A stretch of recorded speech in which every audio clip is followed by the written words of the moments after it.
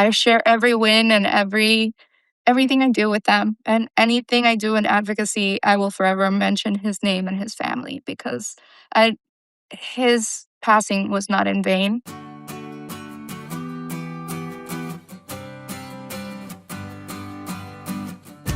Hello, I'm LaVarn Burton. I'm Tamara Ruggiero. And I'm Mike Spigler. Welcome to Season 2 of the American Kidney Fund's podcast, The Kidney Collective, which gives an intimate voice to the many facets of living with kidney disease. Our theme for this season is Rare Voices, Relatable Stories. Over the next few months, we'll be talking about rare kidney diseases and explore the shared experiences that connect the entire kidney community. Join us for these candid conversations that offer both information and inspiration. We're joined today by Ellie Kugler. We're so pleased to talk with her. She is an AKF Ambassador and a kidney health coach who's living with Alport syndrome. Welcome, Ellie. Hi, thank you so much for having me. Ellie, we really appreciate you being here. And I was reading the great blog post that you did with us, and I saw that you are also, among many other things, including being a content creator and an advocate, but also a bodybuilder at one point. Can you talk about that? How does someone get into bodybuilding? How did you get into it? So, funny story. I was in stage 4 kidney failure, and I had the worst lupus flare of my life, which I should preface, lupus did not knock out my kidneys. It was Alport syndrome, progressively at the time. So that was one of my biggest bucket lists. I was in the gym since I was 17, never really found the discipline. Mostly because, I don't know, I was younger, I wasn't around the right people. I could find a million excuses. But let's fast forward to how I got there. After I got out of a 21-day stay at the hospital, in 2022, that was January, I ended up signing up for a competition and calling some of my gym friends and saying, hey, I need you to coach me. I'm going to compete on June 4th. So they're like, you're crazy? Your kidneys, you're in the hospital. And I'm like, it's okay. We will, work with the numbers, the protein restrictions and all that. And I was going into a non-natural competition as a natural bodybuilder. I had already lost around 55 pounds at the time. So I completed my weight loss journey and dream of my life all in one. So I ended up competing in June of 2022. I got 2nd, 3rd, and 4th place in the wellness division. And I did it for me and to show others that, your illnesses don't define you.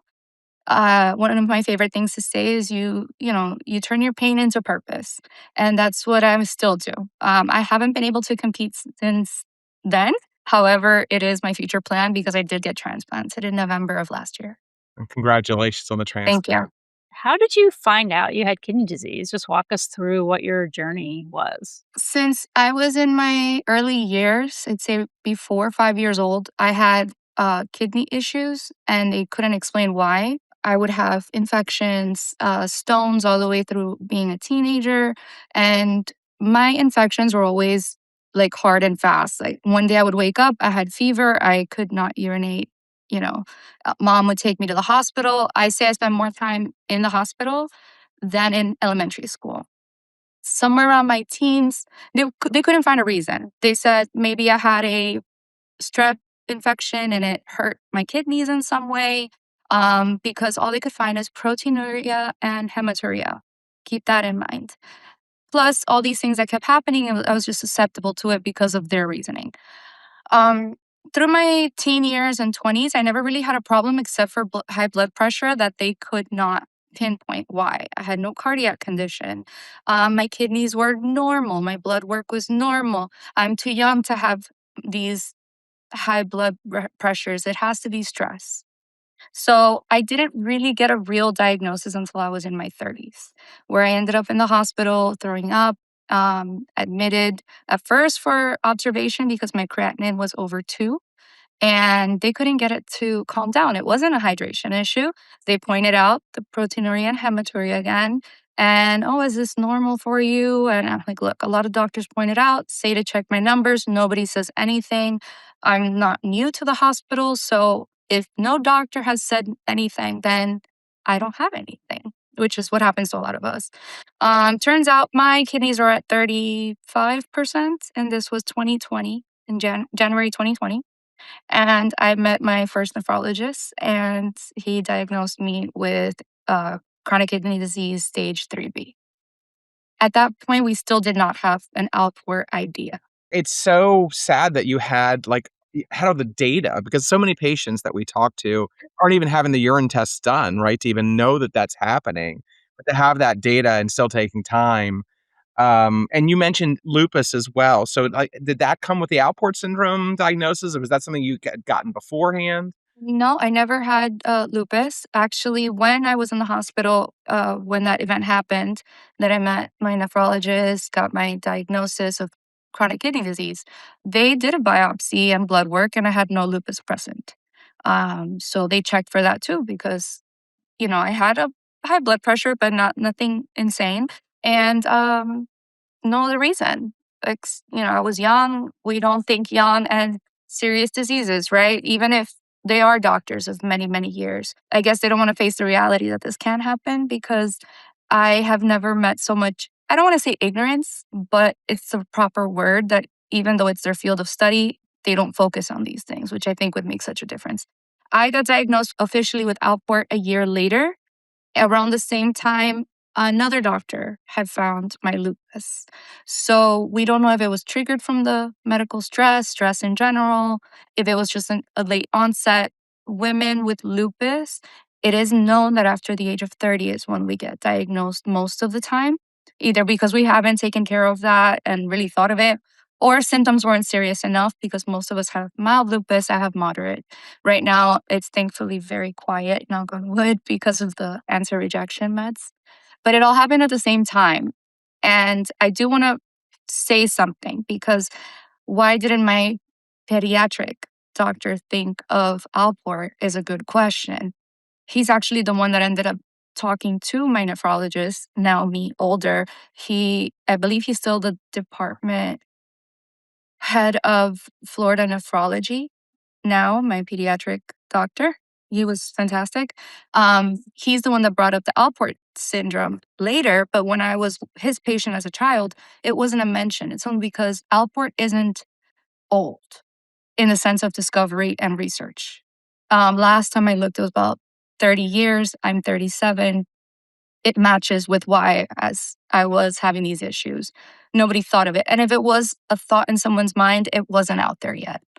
Yeah, and, Mhm. and the National Organization of Rare Disorders in NORD, they always talk about the zebra, right? So if you hear a hoofbeats, it doesn't mean necessarily it's a horse. You have to think Yeah. zebra sometimes too, and I think, you're such a good example of that, and, because, lupus is very often thought of with women, whereas Alport's very often thought of with men, and Yes. you really have to think about these things in different ways. So it's really great Mhm. that you're having this discussion with us, kind of bringing this, to light for those that are listening.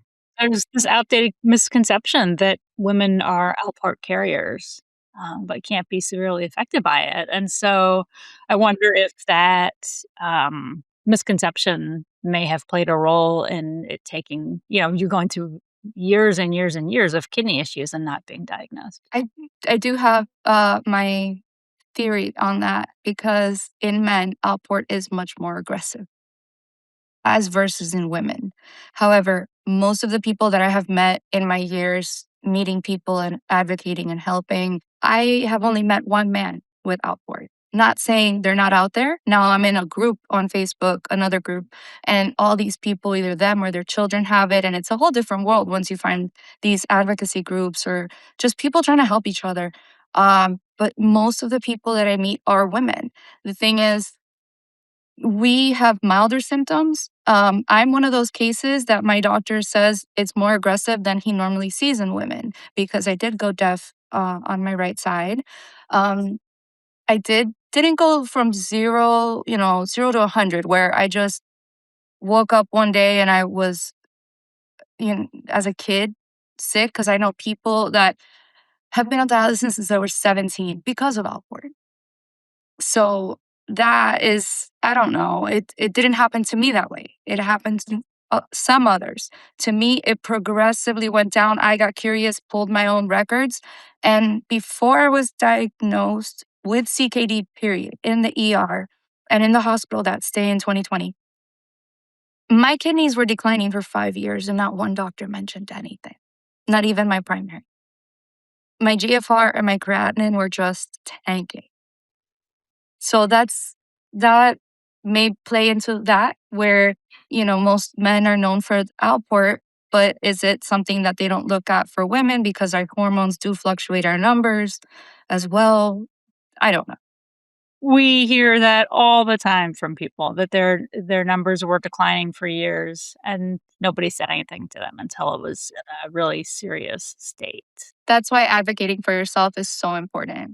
I will show up and be like, here's all the research. This is why I'm asking, and I need your opinion, but I'm not going to change my mind.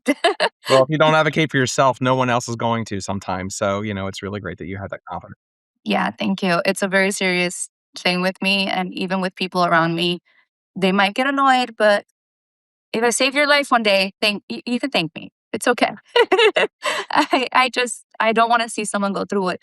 Mine wasn't as they're all tragic because it changes our life, but it wasn't as this big impact where it's I was almost dying. A lot of people make it to dialysis in a way that I wish they didn't, where they just went into no kidney function. And from that day, their life completely changes dramatically. So I think if we continue advocating to advocate for yourself, it will change many people's lives. So how did they eventually diagnose you with Alport? My doctor was introduced to a genetic company, my nephrologist, and I was one of the first patients he asked because he wanted patients that were compliant. And if I were to be welcomed into a study, or I was always open for research studies because how else are we going to get information? Um, but I was part of that. So I was one of the first people he asked. I submitted what I needed, and 4 weeks later, it was confirmed I had Alport syndrome, X-linked. Yeah. And when you finally got that diagnosis, what did that feel like? The craziest feeling ever. Both a weight lifted off my shoulders, both of guilt and, I have an answer. When you're that sick and there is no answer, you start blaming yourself.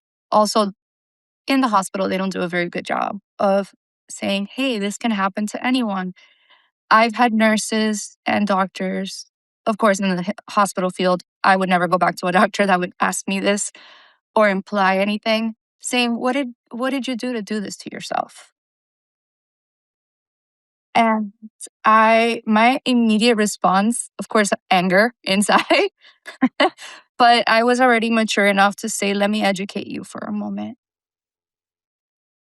Because, yeah, you might have a degree, but I have a degree in life and what I'm going through. So instead of saying something to hurt back almost, I just went into that mode. And I was actually going into surgery that day. And it was both an NP and a nurse. You mentioned your doctor talked about potentially you'd be a good candidate for trial. Have you been part of a clinical trial?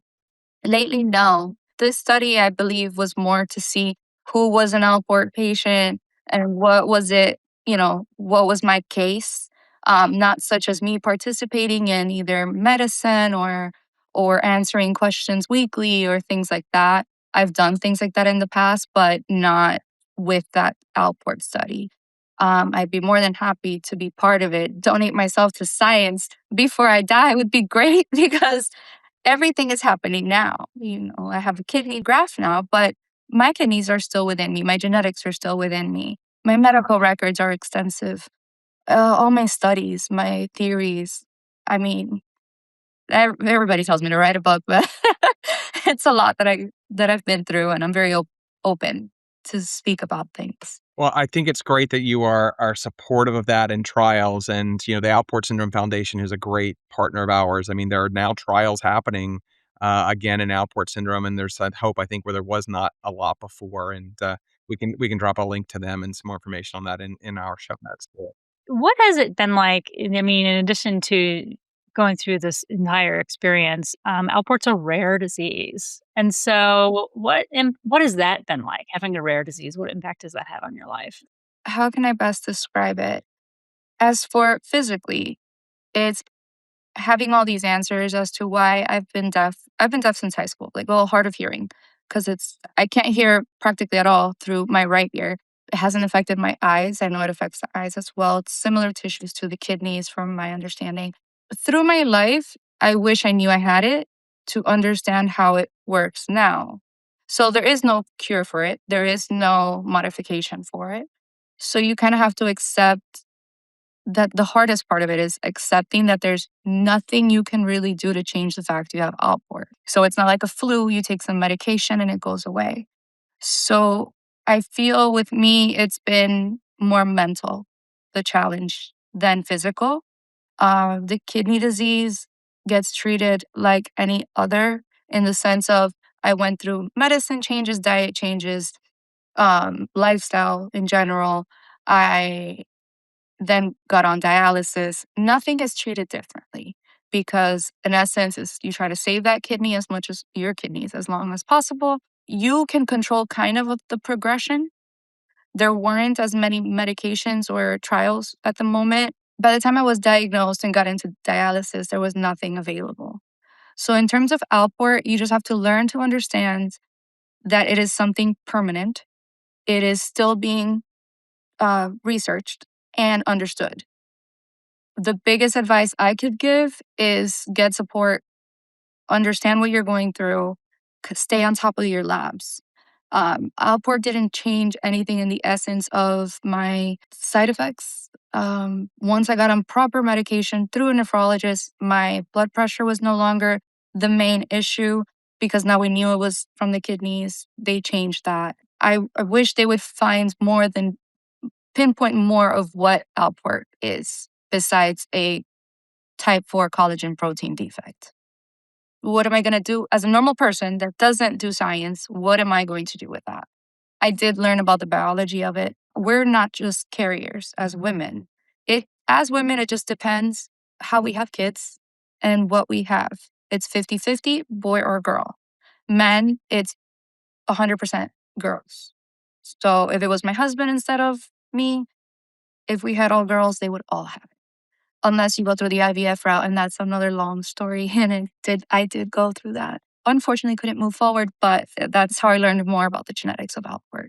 You mentioned, you're living with a transplant now, and you still have the genetics and the disease. But let's go back to that transplant moment. Was it a deceased donor? Was it a living donor? And talk about that process and how you felt when you had a kidney available for you.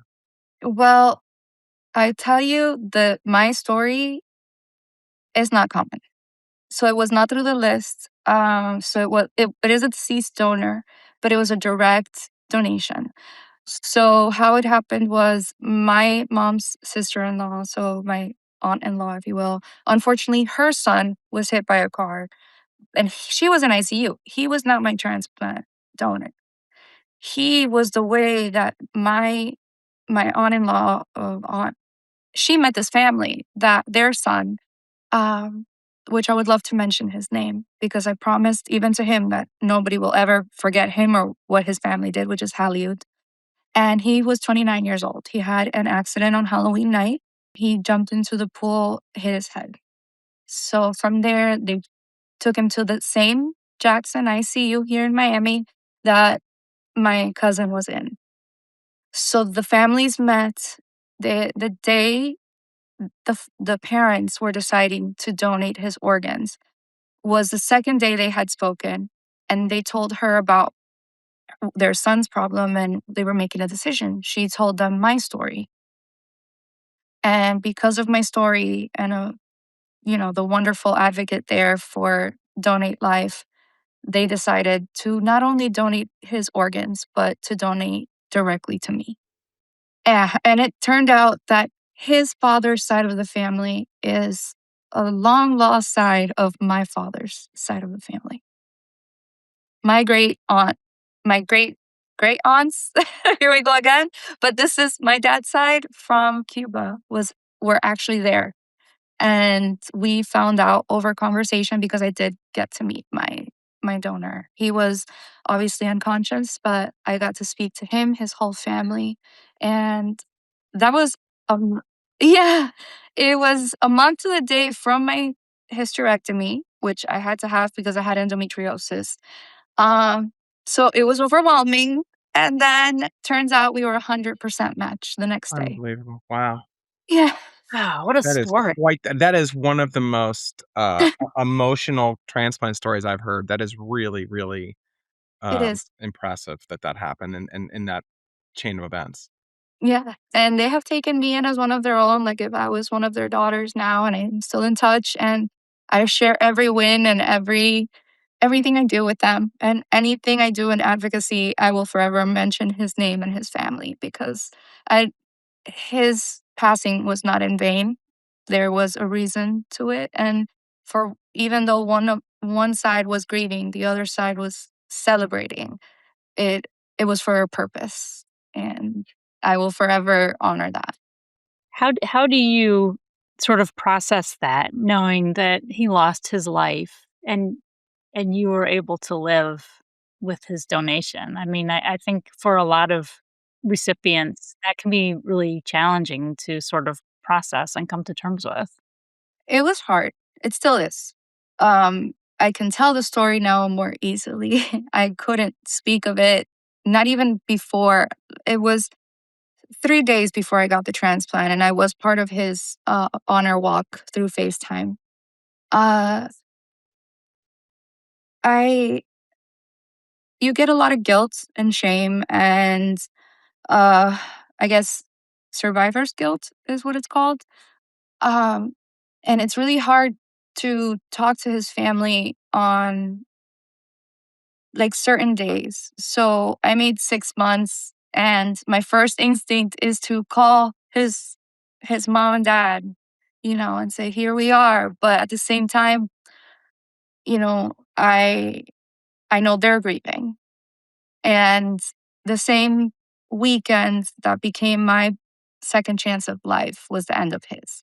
So the way I explain it is, unfortunately, it's a very sad story, but the best thing we can do is honor that donation in a way that makes them live. Um, their story keeps going. A part of them is a part of you now. So I found out everything I could about him, down to his favorite drink, his favorite music. He loves being out in the ocean. Ironically, I do too. And, all these things, his birthday, I celebrated. I every ninth day, was it the ninth? Yes, the ninth of every month, I celebrate. People are like, "Oh my gosh, you're celebrating your second month, your third month."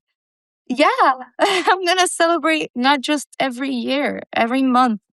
I have a part of me that is not mine, and it's thanks to him. And his family deserves to see me and be happy about it and share his story, share our story, keep him alive by keeping me alive and showing what a donation can do. And it helped them tremendously through their grievance period. So I why would I take that for granted? And if they don't want me to be sad about it, then I will go ahead and party like he likes to, go to the beach or go on the boat and be with his family, which was the biggest thing for them. Very big family that they are. So am So I. it sounds like Uh, you're honoring him very, very well. Thank you. I'm trying to do my best. yeah. Let's talk about maybe just a little bit. You are an advocate, an ambassador for the American Kidney Fund, kidney health coach. Why do you do that? Why do you take the time to do that and give back? And what do you get out of it? Well, I started, it's funny that you say give back because I started advocating before I even had a kidney, I started by looking for help and it ended in becoming my purpose. So, dialysis or not, I was I was trying to help find how do I feel better? And it helped me feel better to know others. So I turned around and did the same. When people started coming to me from the corners of the internet saying, oh, you have this. How did you do this? Or how did you get that? How did you get this help? How, all these things. And I said, wow, there are more people out there like me that are alone in it. They might have family, maybe they don't. You can have a support system, but not a support system that can empathize with you, really, or help you get an opinion without being not having it. So a non-kidney disease person is not going to know what we're going through in a full effect. Uh, so I started to say that I was giving back for what I was looking for. I was looking for a kidney. Everything that I did was with the intention of finding a donor, but it became so much bigger than that, especially once I started having people actually relate to me, having stories to share in ways I could help them or I help them get diagnosed. And then I started advocating with the AKF, Alport Syndrome Foundation. I started having resources to help others that didn't have resources, and that just blew my mind. I will continue doing it because now I have my kidney. Now I can help even more. I can be more present. I can help them from diagnosis to dialysis to transplant. I hope my transplant lasts me many, many years, but if I can be out there doing what I love to do, as I've looked into it even professionally, how can I be the best resource for others? Because the best way we learn is from others. We can read an article, we can see a blog post, we can see a TikTok, but more than likely that person's not going to reply to you. When you meet someone who's dedicated to the cause, not just for the likes, not just for the follows, not just to say, hey, I'm sick. Unfortunately, we have people that use it for the wrong benefit. I want to be there. I want to be that person that can walk a patient through. I've had so many of these friends that I started advocating for that now have a kidney. And that's beautiful. And that to me gives me life. I get nothing out of it. I don't get paid for it. So, and I always said it, I as far as professionally, I would love to do more in a setting where I can be of help, not just sit there and be called an advocate, be overwhelmed with the number of patients that I can't advocate for. So that's how a lot of advocate positions are put out there. But as far as all my volunteer work and everything I do for everyone, it just gives me purpose and happiness. I don't want to dime for it. Well, thank you, Ellie. I think by coming on the Kidney Collective and sharing your story, you have done just what you're talking about. You've helped so many people who are in a similar situation living with Alport. I think it's great for them to hear from you, and we wish you just all the best. Thank you. Thank you. I really appreciate the opportunity. The more we get out there, the more we can do, the better these patients are going to be, which I hate using the word patient, but you know, people that have chronic kidney disease, family members who have family members with chronic kidney disease, rare disease especially is something that is not looked into enough. I I hope that I'm there to see a breakthrough, not just for Alport. We'll put in the show notes information about all of the ways Ellie Yeah. is involved with us, Kidney Health Coach, our ambassador program, and we'll put information about Alport in the show notes. So thank you again, Ellie. Thank you. To find out more about the topics we discussed in this episode, or to access resources to learn more about kidney disease, go to the episode show notes on your podcast listening platform or go to kidneyfund.org/podcast. And if you haven't already, be sure to subscribe or follow the Kidney Collective wherever you listen to podcasts, and leave us a like or review to help us reach more members of the kidney community. You can also follow AKF on all major social media platforms, including Facebook, Instagram, TikTok, Blue Sky, LinkedIn, YouTube, Twitter, X, or whatever comes next. Join us next time. Remember that even in the toughest moments, there's hope ahead, and the Kidney Collective and AKF are here for you now.